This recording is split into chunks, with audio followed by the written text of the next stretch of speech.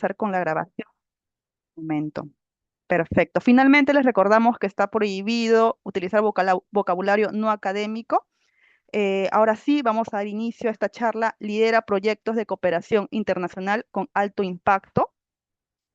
Hoy nuestra expositora es Cintia Tello, quien es especialista en alianzas público-privadas y gestión de proyectos con amplia trayectoria en cooperación internacional. Ha ocupado cargos de liderazgo en CARE Perú, Caritas Lima y proyectos de ISAID. Es magíster en Administración Pública por la Universidad Politécnica de Cataluña y experta en el diseño e implementación de proyectos de desarrollo sostenible, gobernabilidad y fortalecimiento institucional. Ahora sí los dejo con nuestra expositora. Espero puedan disfrutar del webinar. Adelante, Cintia, puedes comenzar.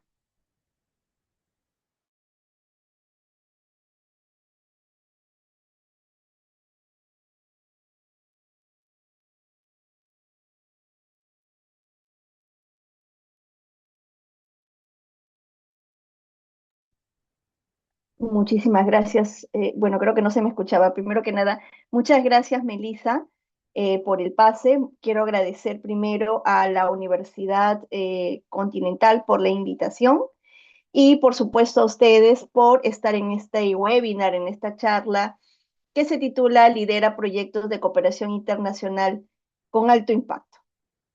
Pero yo quiero comenzar esta charla, ¿no? Con una pregunta, ¿no?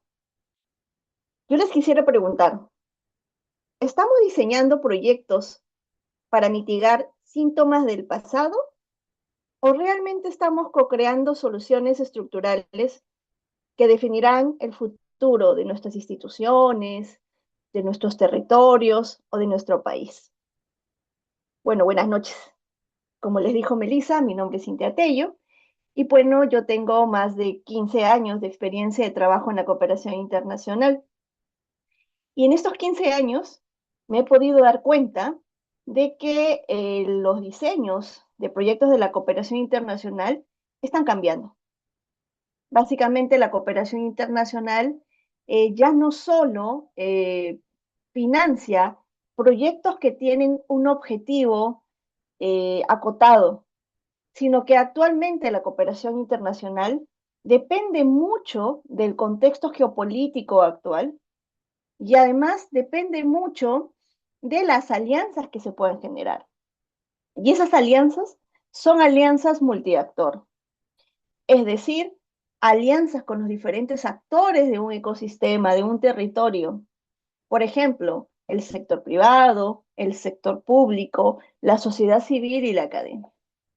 En ese sentido, yo les quiero dar el día de hoy la bienvenida a este webinar para que podamos compartir ideas sobre por dónde va la cooperación internacional y cómo debemos liderar estos proyectos, conocer estos enfoques, justamente para levantar fondos y poder seguir implementando proyectos de desarrollo. En ese sentido, yo quisiera contarles que actualmente pues tenemos una transición irreversible en el desarrollo, en la forma de ver el desarrollo, en la forma que ve el desarrollo la cooperación internacional.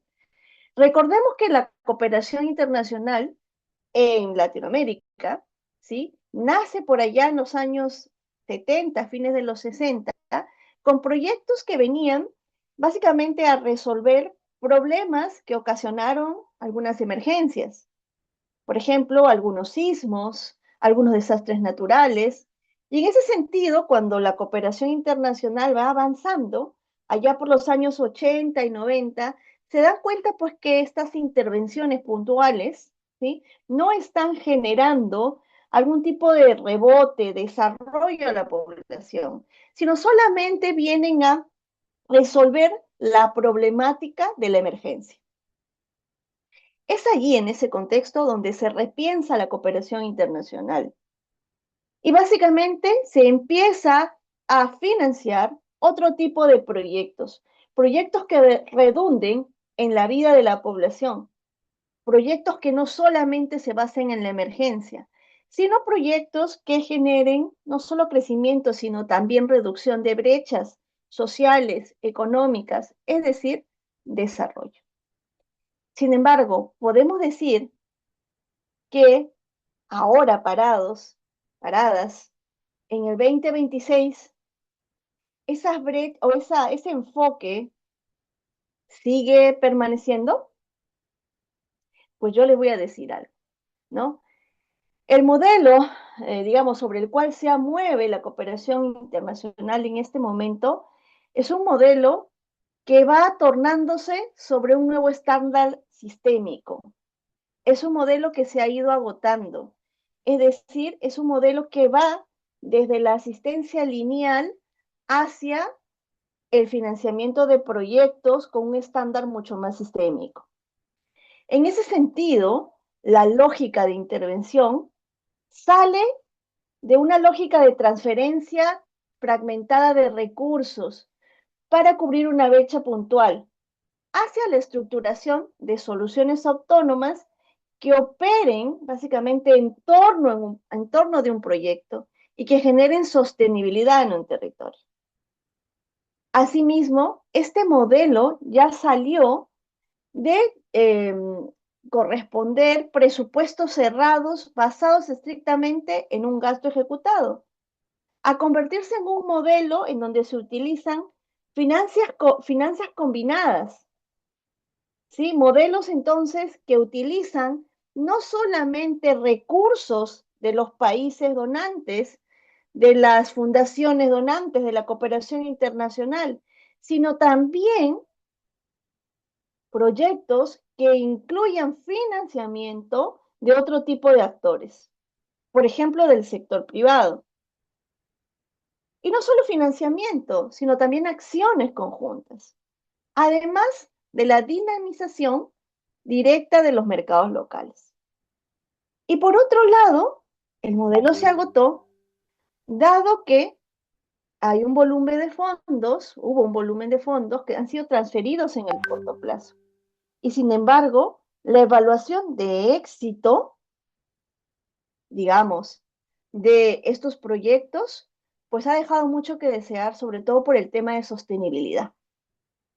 Entonces, el nuevo modelo lo que busca desde el arranque es el cumplimiento de criterios que tengan que ver con temas ambientales, sociales, de gobernanza, pero que además se busque la sostenibilidad postproyecto, la institucionalidad del proyecto. Es decir, desde el arranque, el proyecto concibe estrategias para institucionalizar justamente la intervención. Entonces, yo sé que alguien estuvo con la mano levantada, pero yo puedo ir leyendo de alguna manera, digamos, lo que ustedes van comentando. ¿Sí? Entonces, por aquí Fernando nos dice, considero que la mayoría de los proyectos que se financian con la cooperación son asistencialistas y no son sostenibles en el tiempo. Bueno, Fernando, te cuento que ahora la cooperación, digamos, ha salido ya de ese enfoque, dado que ya no es solo se invierte proyectos o ya no solo financia con sus propios fondos, sino también busca cofinanciamientos. En países como el nuestro, la cooperación ya está buscando cofinanciamientos y justamente también está apostando por acciones y modelos que han tenido resultados en otros países a través de proyectos triangulares. Entonces estamos saliendo de ese enfoque asistencialista para entrar en un modelo sistémico y de compromisos. Ya no es lo que conocíamos anteriormente. Pero yo quiero que ustedes observen este pequeño video. Millones de dólares en inversiones privadas para construir la primera central.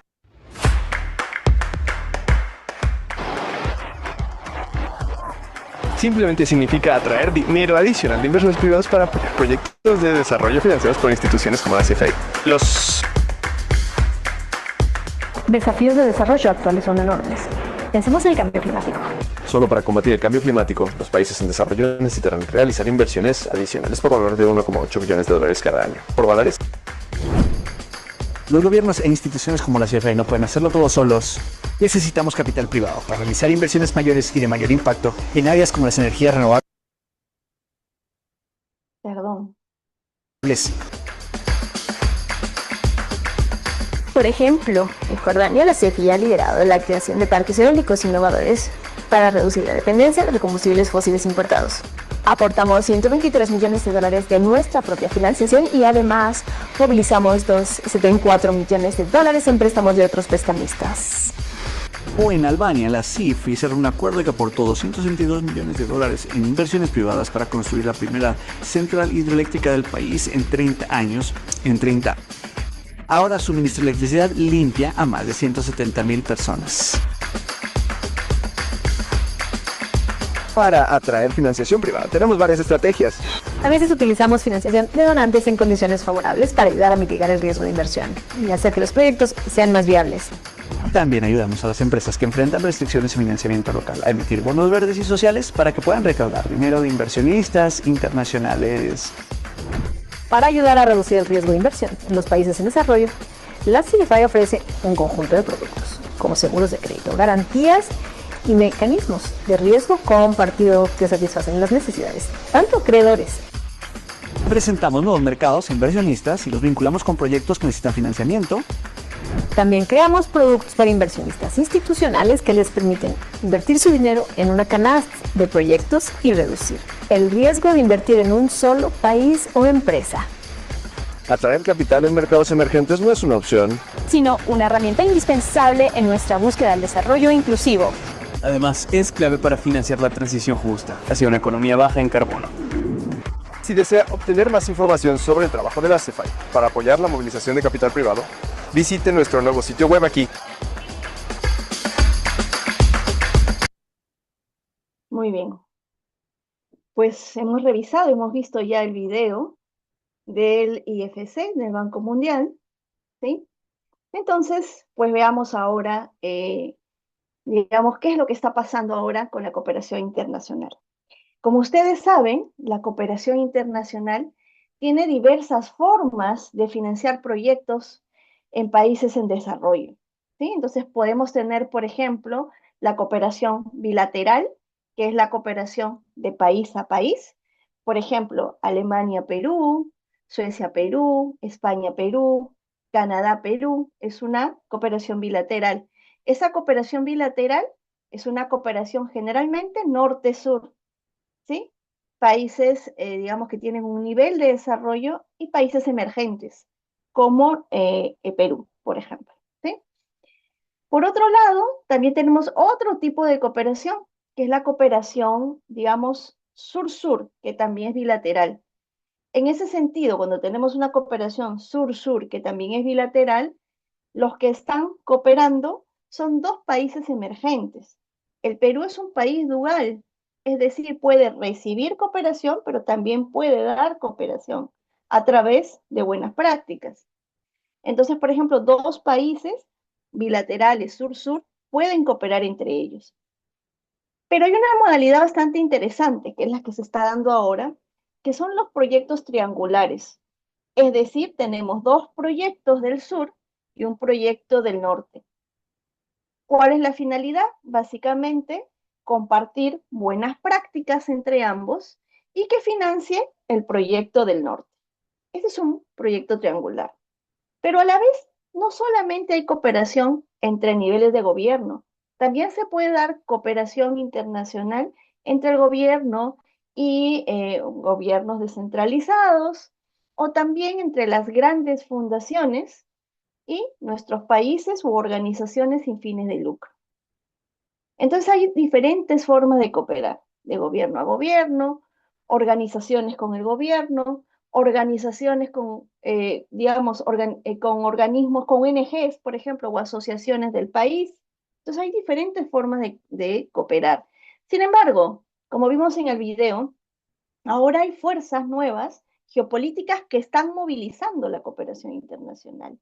Y esas fuerzas geopolíticas se van centrando en una serie de temas que para el pasado era diferente creerlo, ¿no? Antes en el pasado financiábamos emergencia, se financiaba salud, se financiaba educación, pues ahora la geopolítica y los temas están cambiando. Y básicamente se está financiando temáticas como, por ejemplo, la seguridad alimentaria y la adaptación climática, ¿sí? Es algo que es una prioridad para el financista internacional. O básicamente también están financiando las cadenas de suministro, ¿sí? Es muy importante para ellos, digamos, los suministros que Latinoamérica, África y Asia les proveen para el desarrollo, por ejemplo, de tecnologías limpias, entre otros. Entonces, la resiliencia en la cadena de suministro es bastante importante. Es decir, traer, digamos, al suministro más cerca del país desarrollado. Asimismo, también otra temática importante es la transición hacia modelos de carbono neutro, ¿no? Que dicten de alguna manera esas cadenas de inversión.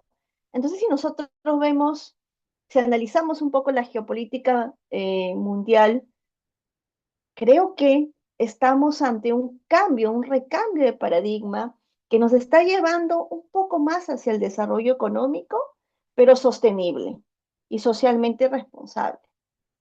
En ese sentido, por ejemplo, hay criterios para la cooperación internacional que son no negociables, como por ejemplo algunas leyes importantes de la Unión Europea, como la Directiva de Debida Diligencia, en donde pues nos dice que las cadenas de suministros hacia Europa, por ejemplo, tienen que respetar básicamente la taxonomía verde, toda la parte ambiental, la gobernanza local y corporativa, pero también la parte social, es decir, respetar los derechos humanos de la población que se ve afectada o que participa dentro de esa cadena.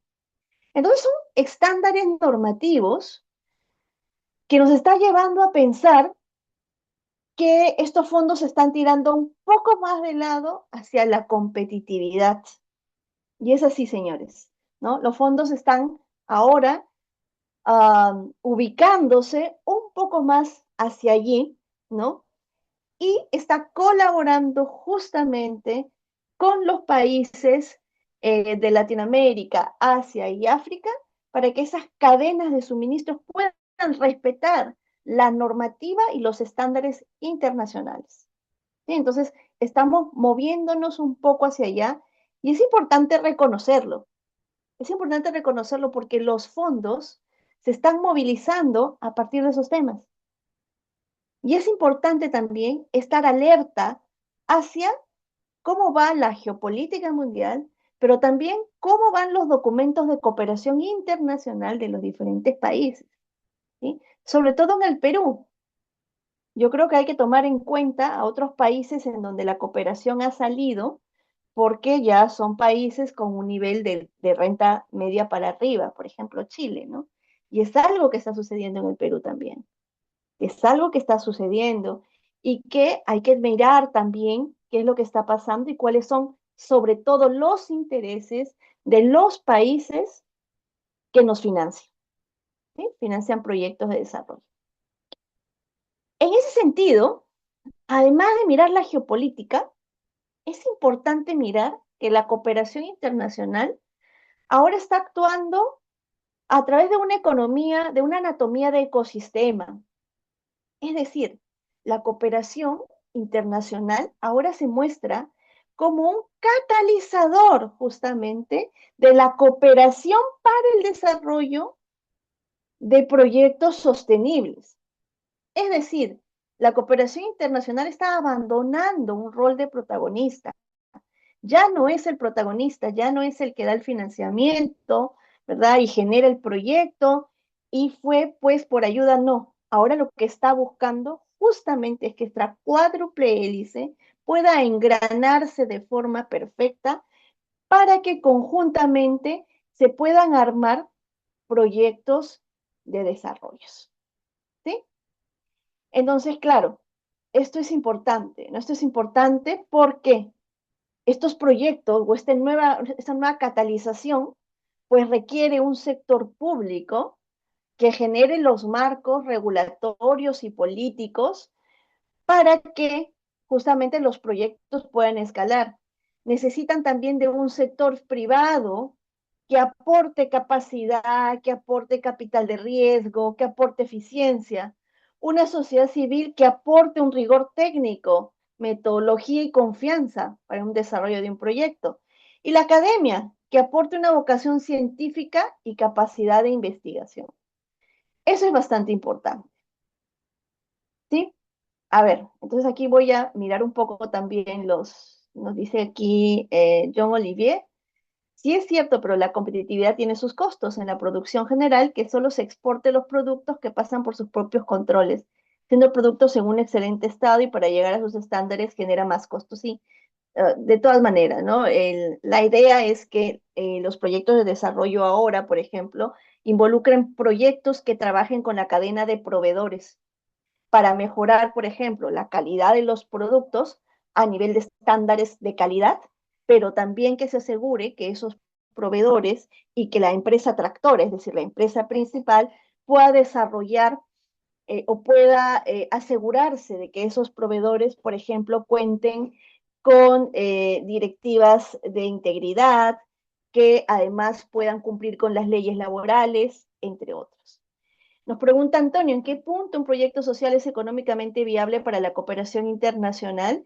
Sí es viable, Antonio, sí es viable porque acuérdate que alrededor, por ejemplo, la cooperación puede trabajar diferentes temas, como por ejemplo en la agroindustria, ¿verdad? Podemos trabajar en temas de cadenas de valor de la agroindustria, pero básicamente asegurándose, por ejemplo, que en esa comunidad, donde hay una comunidad que le provee a la gran empresa, pues básicamente se respeten los derechos humanos de las mujeres, por ejemplo, que trabajan en esa cadena de valor. O, por ejemplo, también que se eliminen temas de hostigamiento o que se respete también a los niños y niñas y adolescentes que están en la zona. Entonces, sí hay proyectos sociales que pueden engarzarse, digamos, a la nueva geopolítica, ¿sí? O sea, sí se puede, sino hay que tomar en cuenta los intereses del otro e involucrar a estos cuatro actores desde el arranque en el diseño de un proyecto. ¿Sí?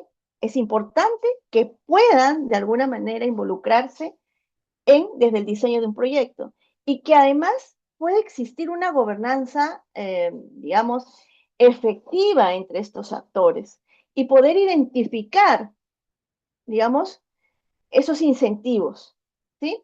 Entonces, el secreto de la gobernanza, como dice en el PPT, no es pretender que todos piensen igual, sino que hay un beneficio institucional que va a depender justamente del éxito del otro. Es decir, es un ganar-ganar. Entonces, en los nuevos diseños de proyecto, es importante que se pueda tomar en cuenta, digamos, a toda la cuádruple hélice, ¿no? Entonces, miremos acá un poco el PPT, el sector público que aporta legitimidad, regulaciones, garantía, ¿no? ¿Qué busca? Busca gobernabilidad, gobernanza y que se cierren las brechas sociales. ¿Cuál es su indicador de éxito? El impacto social medible en políticas públicas.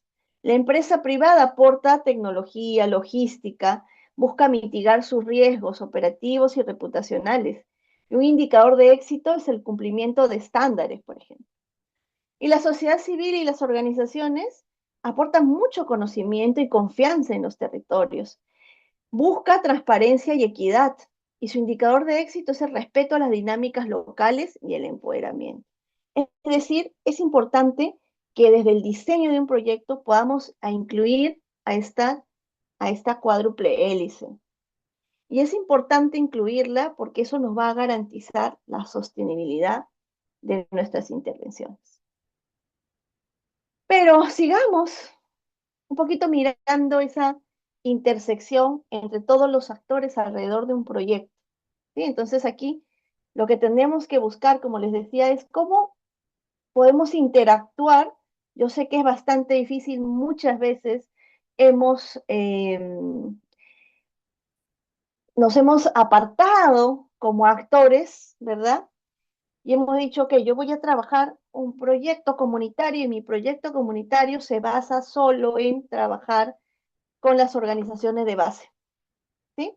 Pero yo tengo ejemplos de cómo estas organizaciones de base, al conectarse con el sector público, han sido validadas y han recibido, digamos, más fondos de la cooperación internacional porque han visto que sus acciones se hacían sostenibles.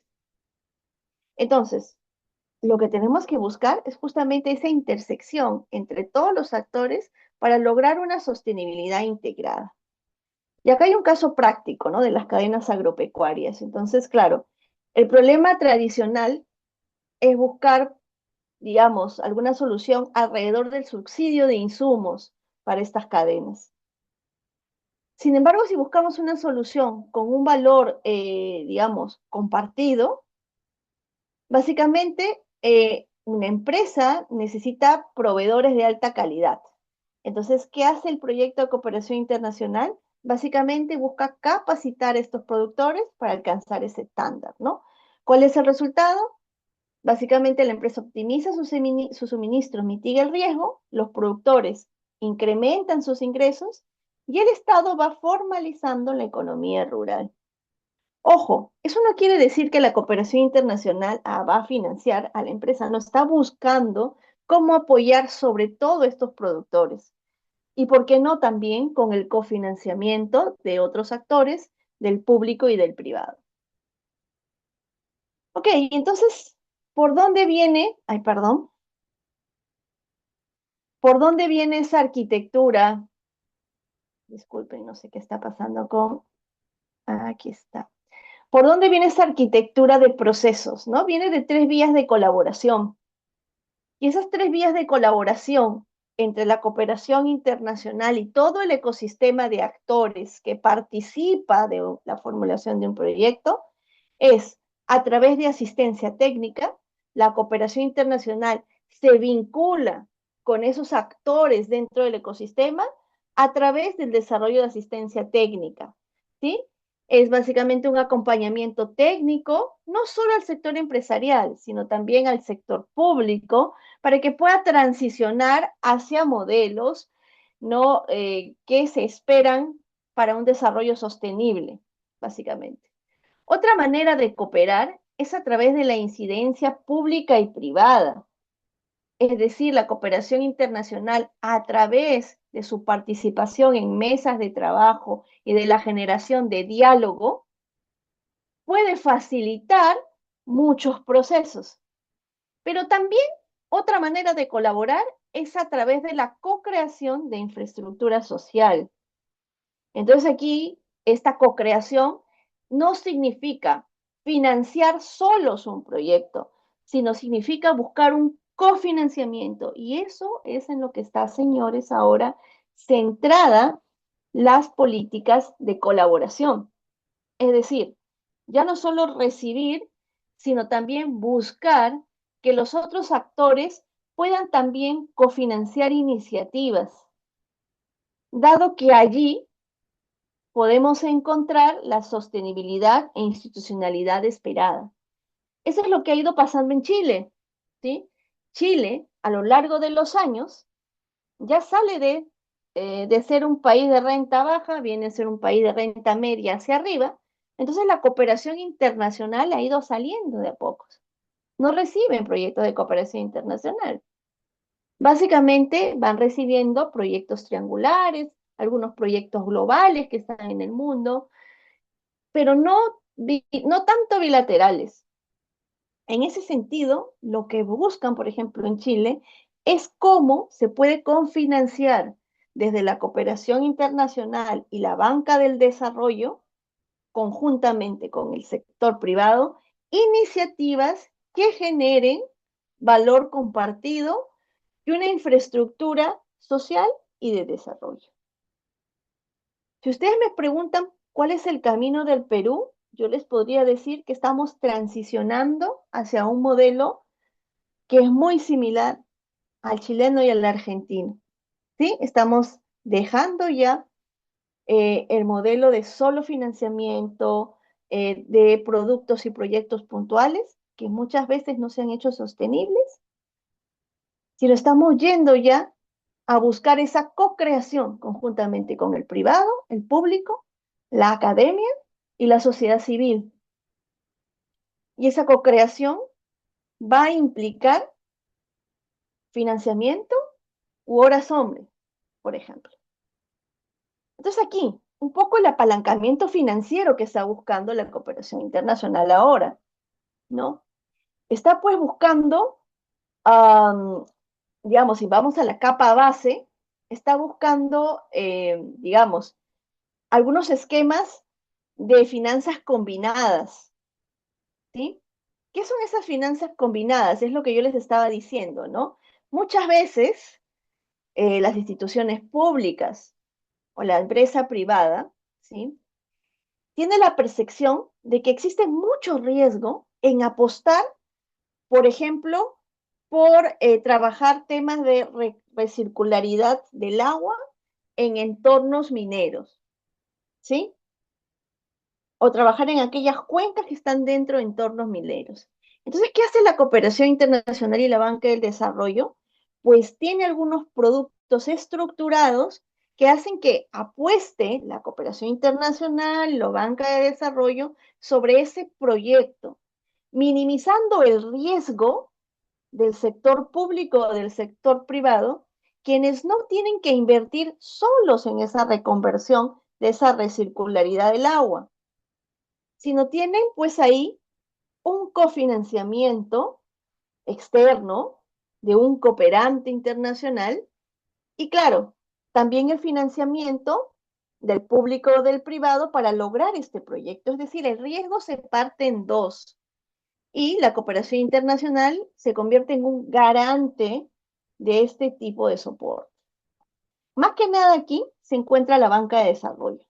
¿Sí? Tenemos aquí proyectos del, como ustedes vieron en el video, ¿no? Del Banco Mundial, del BID, de la CAF, que están estructurando básicamente este soporte.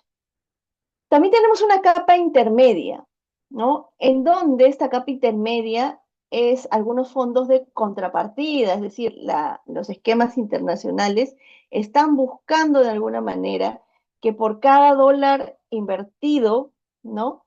De alguna manera se pueda complementar también con el financiamiento empresarial o del sector público.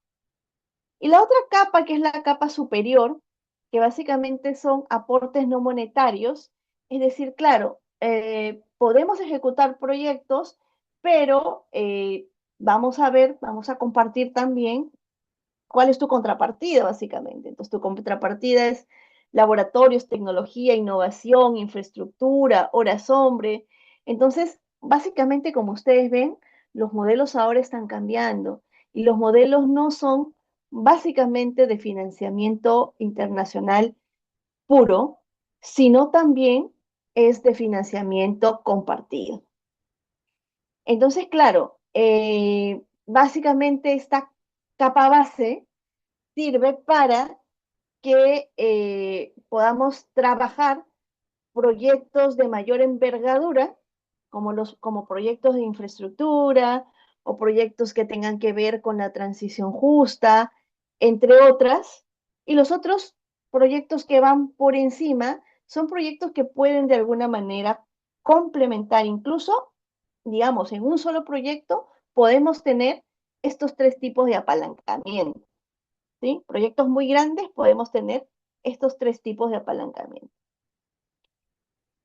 Bien, pero acá el efecto multiplicador, ¿no? Yo no quiero olvidarme de otro actor bastante importante, ¿no? No quiero olvidarme de un modelo bastante importante, que es, claro, hemos hablado del sector privado, del sector público, pero en el Perú, ¿no? Tenemos muchas MIPES, ¿sí? Casi el 97% de las empresas son MIPES, son pymes, ¿no? Entonces, si nosotros buscamos, por ejemplo, modelos de la cooperación internacional en donde tenemos, digamos, cadenas de valor de proveedores, ¿no? Y casi todos son pymes, ¿sí? ¿Cómo buscamos acelerar ello, ¿no? Primero, un primer vector, ¿sí? Es utilizar este esquema de gremios empresariales, cámaras de comercio, asociaciones, ¿no? Es válido trabajar con ellas porque te puede dar un nivel de asociatividad mucho más grande. Y no olvidarse de cómo podemos escalar esto a través del Estado, a través de un acelerador institucional, que básicamente es cómo escalamos una intervención hacia el Estado para que se pueda replicar. Entonces, la cooperación internacional también ahora está buscando en el Perú, digamos, un modelo conjunto de trabajar también con gremios, asociaciones, y no debemos olvidarlos. ¿Sí?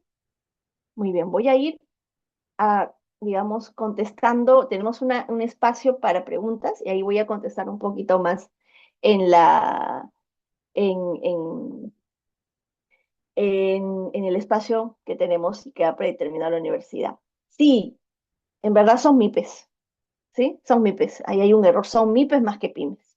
En el Perú tenemos muchas MIPES, entonces el modelo de trabajo de la cooperación internacional es no ir directo a la MIPE, sino ir a través de las asociaciones de MIPE, las cámaras de comercio, para que el efecto sea un efecto multiplicador.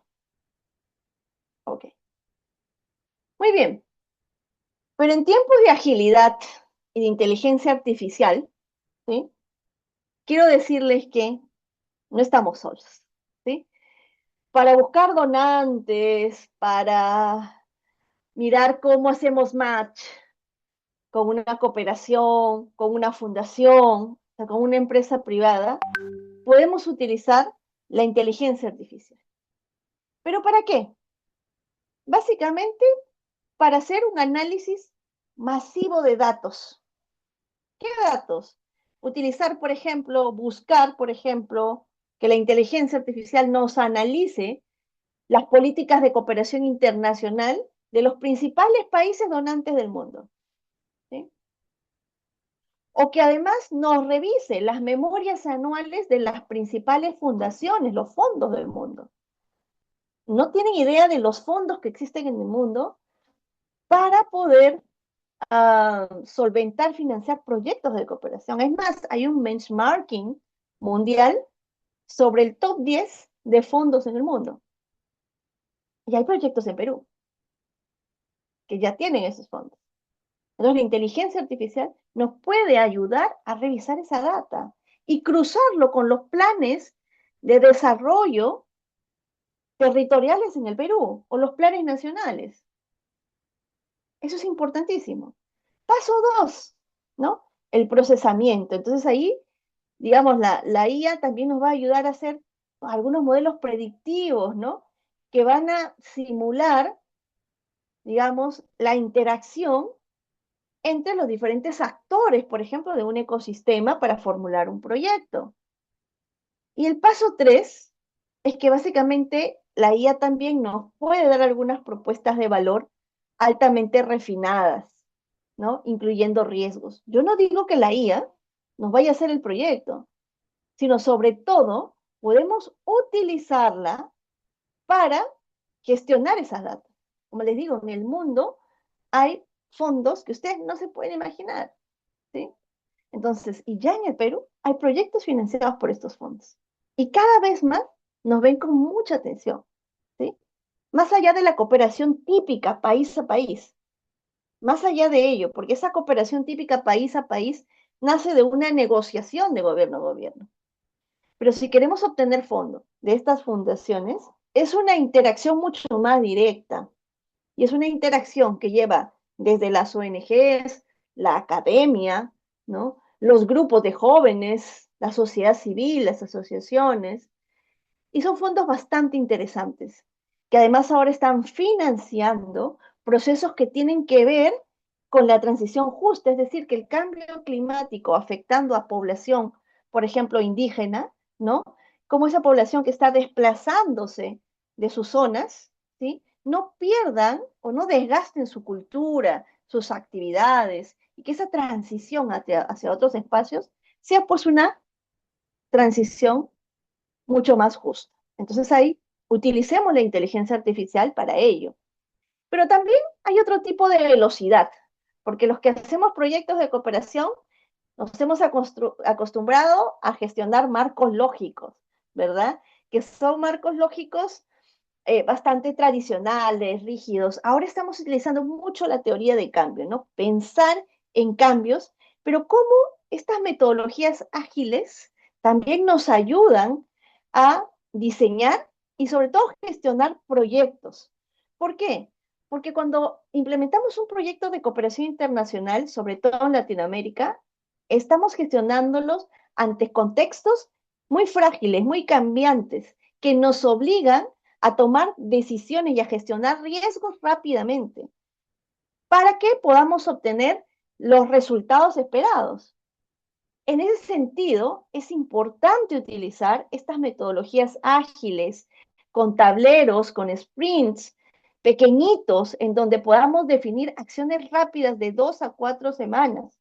Entonces, esto es muy importante, es decir, salir del esquema del marco lógico, en donde estamos básicamente atrapados en acciones y actividades y no podemos salir de ello, hacia una agilidad multiactor. Esto es bien importante.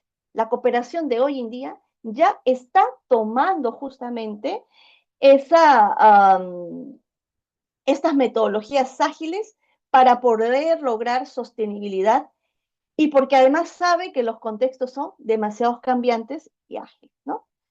Otro tema importante para la cooperación es justamente mirar cómo se desarrolla esa sostenibilidad post-proyecto, ¿sí? Muchas veces hemos visto que hay proyectos que se va a la cooperación internacional y es complejo, nadie lo sostiene, ¿no? Entonces, es importante que desde el inicio del proyecto se tenga una estrategia de salida y una autogestión económica.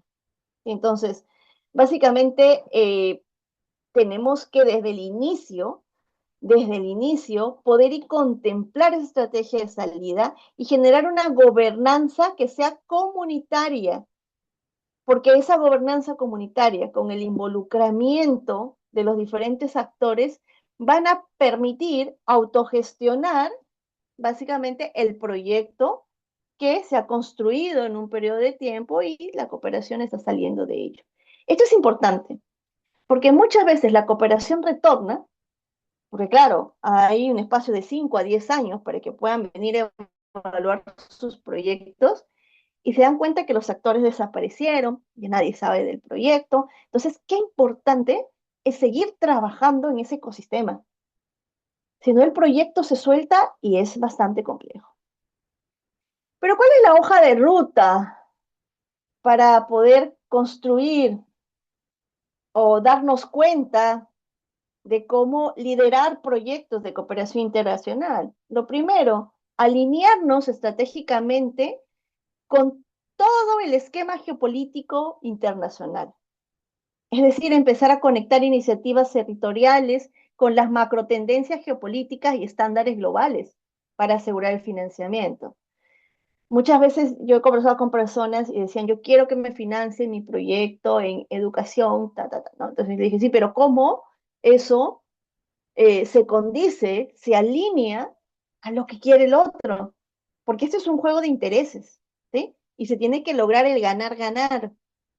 Entonces es importante buscar ese alineamiento entre lo que nosotros queremos y los intereses del financista. El segundo pilar es que hay que considerar una gobernanza multiactor robusta.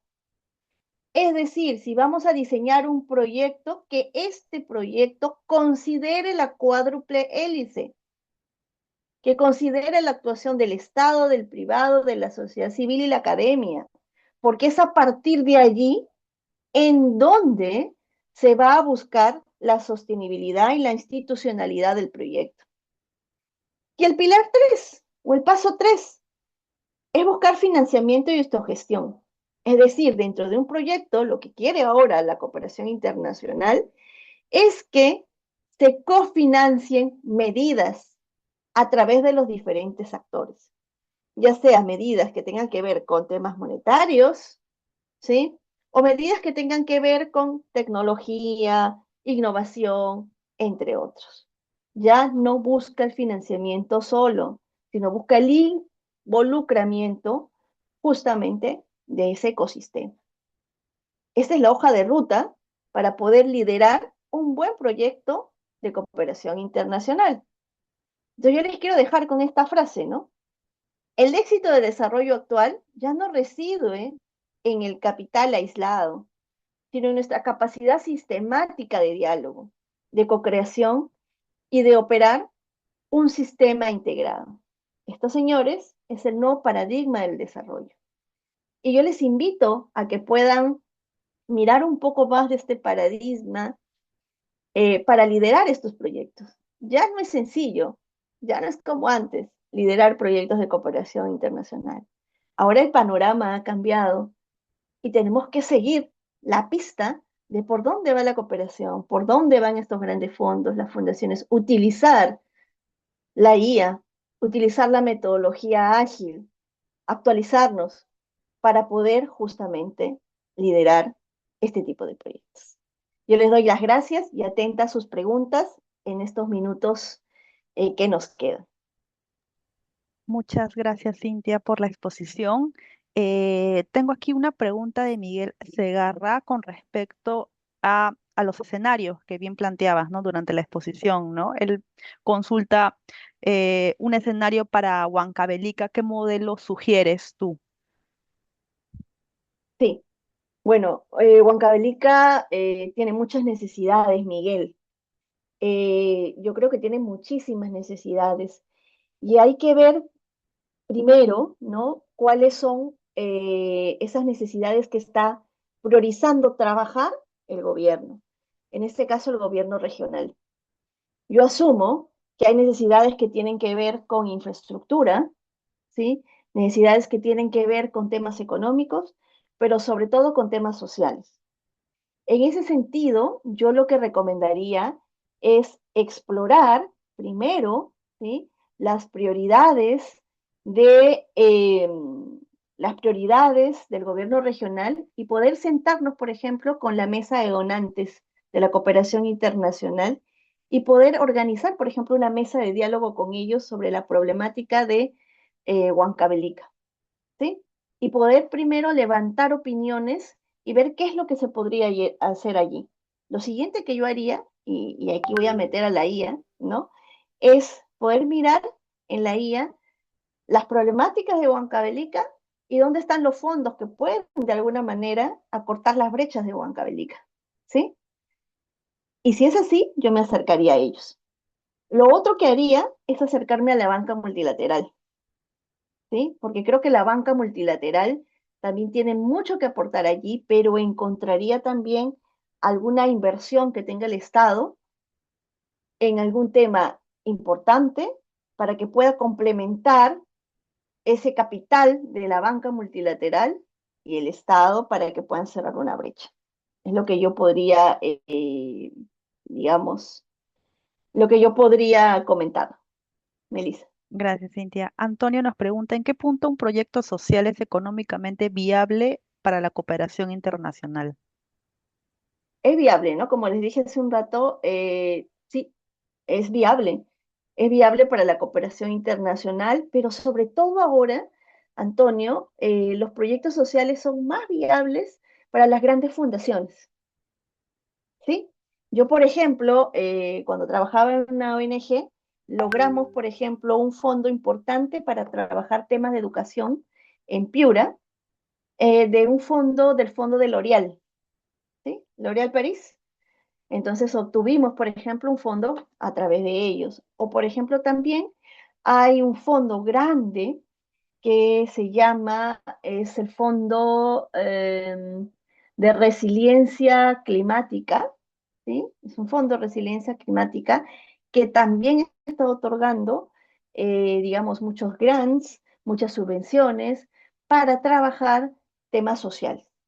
Digamos que esa es para mí esa es la ruta, ¿sí? Para mí esa es la ruta. Entonces hay que buscar para los temas sociales ahora más acotados algunos fondos importantes. Yo recuerdo en las clases también aquí en Continuo de Continental que hicimos un ejercicio y, por ejemplo, estuvimos buscando fondos para proyectos para personas con discapacidad visual y encontramos unos en un fondo español, ¿sí? Bastante, digamos, bastante dinámico, ¿no? Dinámico y que le interesaba a Perú. Entonces creo que estas experiencias sociales van por ahí, me atrevería a decir, Antonio. Sí, Melissa. Gracias, Cintia. Aquí Fernando nos pregunta, ¿qué estrategias se podrían adoptar para que los proyectos financiados por la CTI sean sostenibles en el tiempo y realmente generen desarrollo en las áreas de influencia? Bueno, lo que a mí me ha funcionado, ¿no?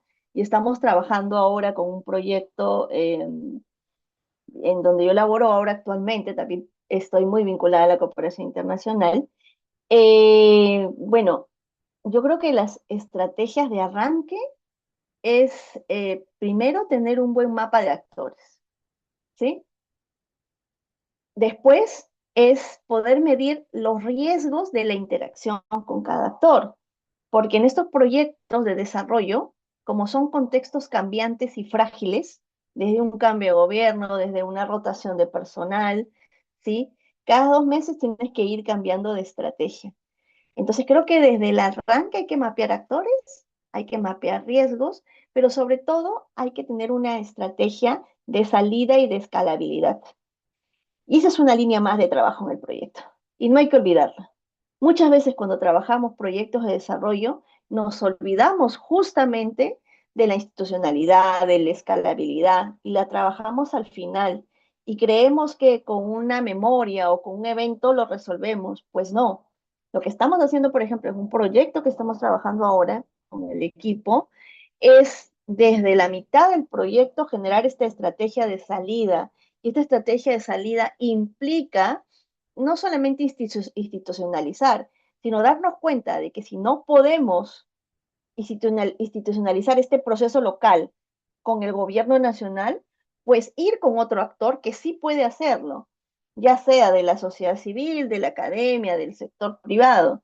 Yo recuerdo haber trabajado hace mucho tiempo en un proyecto de la cooperación canadiense y desarrollamos una app muy buena, el programa Mamá, en donde se daba asistencia a madres gestantes que estaban, digamos, en lugares muy alejados de la posta médica. Finalmente, nadie en el sector público no quisieron tomar, digamos, en el sector público nacional, porque lo hicimos en provincia, y en los gobiernos regionales, en el sector salud, bien, pero no pudimos escalarlo. Entonces tuvimos que dejarlo en una fundación privada española y este programa hasta ahora funciona con otro nombre, ¿no? Entonces, la sostenibilidad no solamente pasa por la institucionalidad, sino también por la escalabilidad de tu producto y cómo otro actor puede tenerlo. O sea, no solo hay que pensar de que el Estado, si yo trabajo con el Estado lo va a sostener. Muchas veces no se va a poder. Hay que buscar otros actores. Trabajé en otro proyecto también donde lo comunitario tenía que sostenerlo y fue bastante difícil y tuvimos que pedir también apoyo del privado. Entonces, ¿por qué no? ¿Por qué no? Entonces hay que buscar otros actores para hallar la sostenibilidad. Melissa.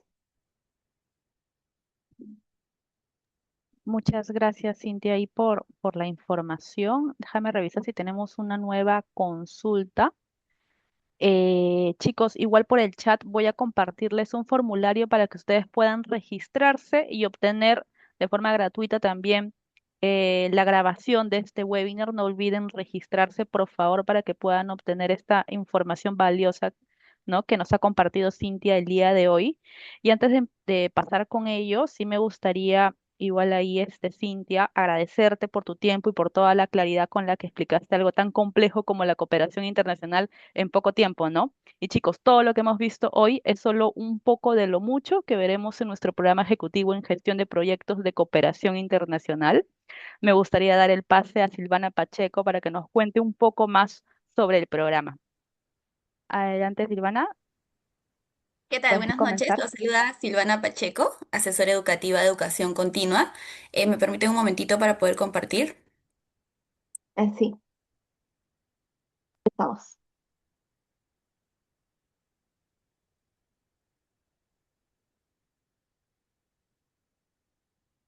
Bueno, nuestro programa es un programa ejecutivo, el programa ejecutivo en gestión de proyectos de cooperación internacional.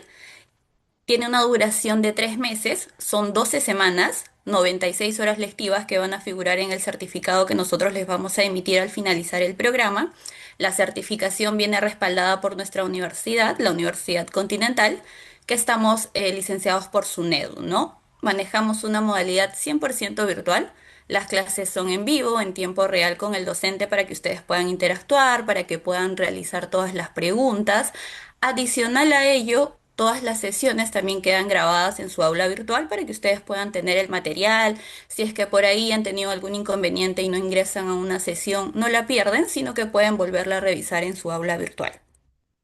En cuanto a nuestro plan de estudios, contamos con 3 módulos. Cada módulo tiene una duración de 4 semanas. El primer módulo es análisis de problemas y elaboración de propuestas. En este módulo van a dominar el enfoque de marco lógico y la teoría del cambio para estructurar propuestas que se alineen con las prioridades técnicas y políticas de los organismos cooperantes internacionales, ¿no? El segundo módulo es postulación y negociación y socios del desarrollo, donde van a poder verificar herramientas para identificar convocatorias, grants y concursos globales. También van a ver técnicas de negociación con donantes y agencias multilaterales, ¿no? Y el mapeo de actores para alianzas locales y regionales. En el tercer módulo es implementación efectiva y evaluación ex post de proyectos, donde van a verificar modelos del monitoreo y seguimiento con herramientas digitales, evaluación ex post de resultados y la sistematización de lecciones aprendidas para futuras intervenciones. Como les había mencionado, cada módulo tiene una duración de 4 semanas y cada asignatura también cuenta con un proyecto final, ¿no? En este caso, ¿qué van a lograr con nuestro programa?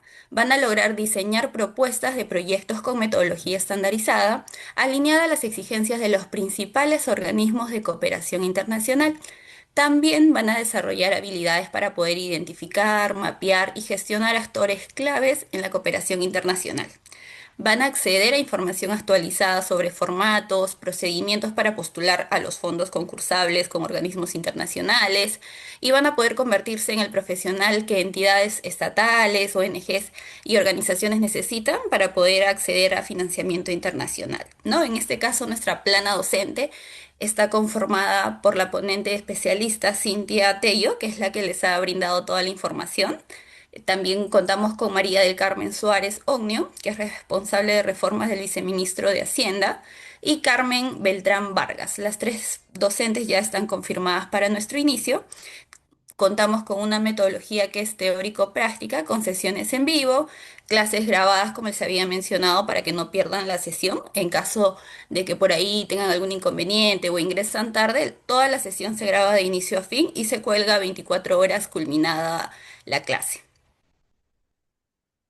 En cuanto a lo que es el tema de la inversión y los beneficios exclusivos, cada participante ya está accediendo de manera automática a un descuento por asistir al webinar, que es un 40% de descuento aplicado a lo que es el monto total del programa. Como también van a acceder a la emisión del certificado totalmente gratuito, ¿no? El inicio de las clases las tenemos programadas para este 24 de agosto. El horario de las clases que estamos manejando son todos los días lunes de 7 a 10 de la noche. En cuanto a lo que son los medios de pago, nosotros contamos con pago mediante banca móvil como pago de servicios, contamos con pago mediante Yape o tarjetas de crédito y débito, ¿no? La certificación va a figurar a nombre del Centro de Educación Continua de la Universidad Continental, como les había mencionado, figura el nombre del programa como tal y las 96 horas lectivas en total.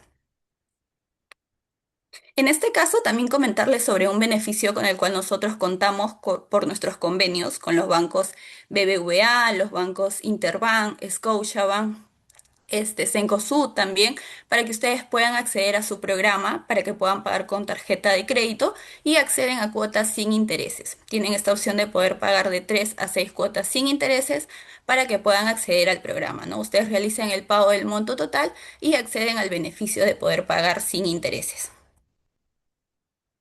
Meli, por mi parte es todo. A ver, ¿me ayudas con las preguntas, por favor? Sí, todo ok, Silvina. Silvana, aquí hay una pregunta de Úrsula. ¿Cuánto dura el programa? ¿Tienes esta información? Sí, claro, te comento. En este caso, la duración del programa es de 3 meses. Son 96 horas lectivas en total, que están divididos en 12 semanas. Cada módulo tiene una duración de 4 semanas.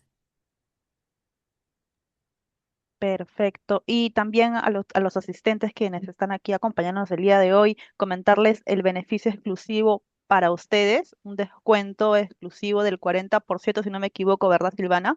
Para todos los que nos escriban al WhatsApp. He dejado la información ya aquí en el chat para que puedan contactarnos. Sí, el costo les estaríamos brindando también escribiéndonos al chat, Víctor. Igual, dice, igual toda la información se las vamos a estar brindando una vez que nos escriban por el WhatsApp. De igual forma, finalizando este webinar, voy a compartir con ustedes toda la información del programa, la inversión, ¿no? Las modalidades de pago, inicio y finalización. Sí, chicos, incluso también la grabación del webinar del día de hoy. Listo, chicos, muchas gracias aquí por su atención. El WhatsApp, Yolanda, lo voy a dejar nuevamente aquí. Estoy colocando el link del WhatsApp y si puedes colocar la siguiente lámina, Silvana, para que los chicos puedan escanear también Sí, el código sí, sí, QR. a ver. Aquí está.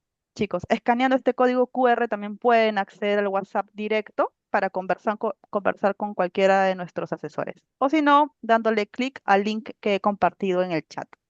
Sí, chicos, esperando puedan contactarse con cualquiera de nuestros asesores el día de hoy. Esta noche están atendiendo y Sí. están esperando poder contactarlos, ¿no? Igual Sí, toda también, información de igual manera para que nos puedan contactar. Vamos a estarles ahí ayudando con el tema de la inversión y también mencionar que vienen del webinar para que puedan acceder al beneficio de la beca del 40%.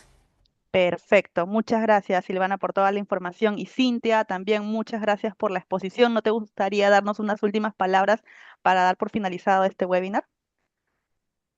Claro que sí, yo creo que yo sé que el tiempo es ingrato y en 45 minutos es bastante difícil comprender a la cooperación internacional. Por eso yo les invito a que ustedes puedan participar de los cursos de continua para que podamos analizar un poquito más las nuevas tendencias de la cooperación internacional y con mucho gusto las tres docentes que tienen vasta experiencia en ello podrán no solamente comentar lo teórico, sino también comentar los casos que hemos desarrollado, que hemos vivido. Yo, por ejemplo, yo trabajo en un organismo de cooperación internacional y día a día tengo que lidiar con proyectos, tengo que lidiar con actores, tenemos que además, porque somos implementadores, ¿no? Del otro lado del charco, tenemos que buscar también no donantes y estamos en ello, trabajamos en ello. Entonces hay experiencia, hay casos, y bueno, nada, les esperamos y espero también verles en el curso que ha preparado Continua para ustedes. Un placer y sigamos liderando proyectos de cooperación internacional. Muchísimas gracias. Muchas gracias, Cintia. Muchas gracias, Silvana. Y nos vemos en un siguiente webinar. Muchas gracias a todos. Gracias, gracias a todos. Gracias.